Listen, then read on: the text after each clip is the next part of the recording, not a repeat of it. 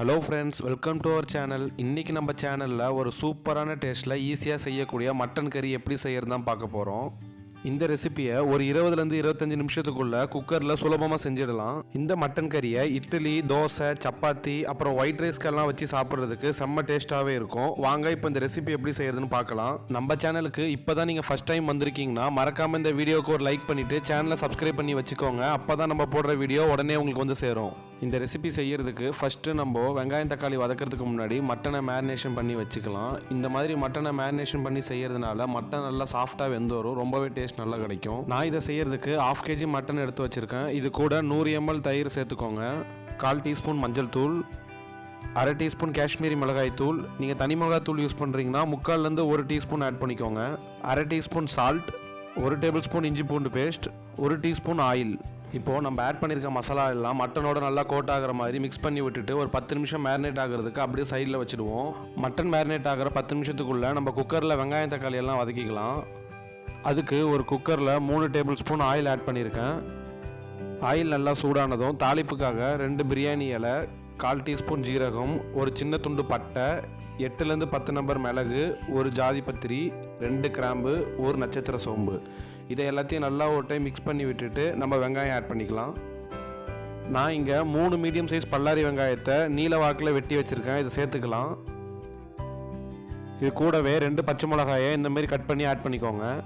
இதை எல்லாத்தையும் வதக்கி விட்டு வெங்காயம் நல்லா பொன்னிறம் ஆகிற வரைக்கும் வதக்கிக்கோங்க.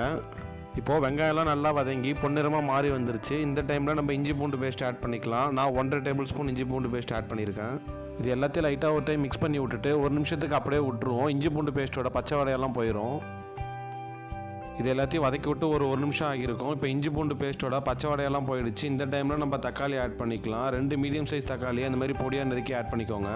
எல்லாத்தையும் ஒரு டைம் மிக்ஸ் பண்ணி விட்டுட்டு தக்காளி வதங்கிறதுக்காக ஒரு 1/4 டீஸ்பூன் உப்பு ஆட் பண்ணிக்கோங்க. உப்பு ஆட் பண்ணிவிட்டு எல்லாத்தையும் ஒரு டைம் வதக்கி விட்ருங்க. தக்காளி எல்லாம் குழஞ்சி வந்துடும். பாருங்கள், இப்போ நம்ம ஆட் பண்ண தக்காளி எல்லாம் உப்பு போட்டதும் நல்லா வதங்கி வந்துருச்சு. இந்த டைமில் நம்ம 10 நிமிஷமாக ஊற வச்சுருந்தா மட்டனை இதில் ஆட் பண்ணிப்போம். எல்லாத்தையும் வெங்காயம் தக்காளியோட ஒரு டைம் மிக்ஸ் பண்ணி விட்டுட்டு ஒரு 2லேருந்து 3 நிமிஷம் மீடியம் ஃப்ளேமில் அப்படியே வச்சுருவோம். அடுப்பு மீடியம் ஃப்ளேமில் வச்சு இப்போ ஒரு 3 நிமிஷம் ஆகிடுச்சு. இப்போ நம்ம மசாலாலாம் ஆட் பண்ணிக்கலாம். 1/2 டேபிள் ஸ்பூன் காஷ்மீரி மிளகாய் தூள். நீங்கள் தனி மிளகாய் தூள் யூஸ் பண்ணுறீங்கன்னா 1 டேபிள் ஸ்பூன் ஆட் பண்ணிக்கோங்க. 2 டேபிள் ஸ்பூன் தனியாத்தூள்,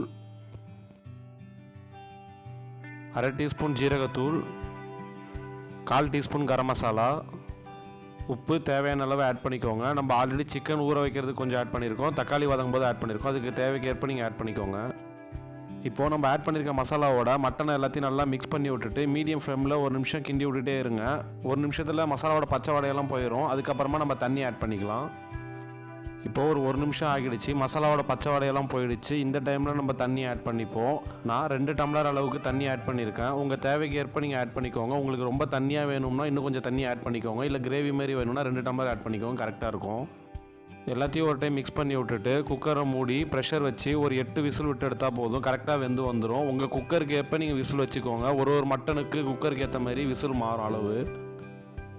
இப்போது குக்கர் மூடி வச்சு ஒரு 8 விசில் விட்டாச்சு. இப்போது ப்ரெஷர்லாம் ரிலீஸ் பண்ணிவிட்டு ஓப்பன் பண்ணி பார்ப்போம்.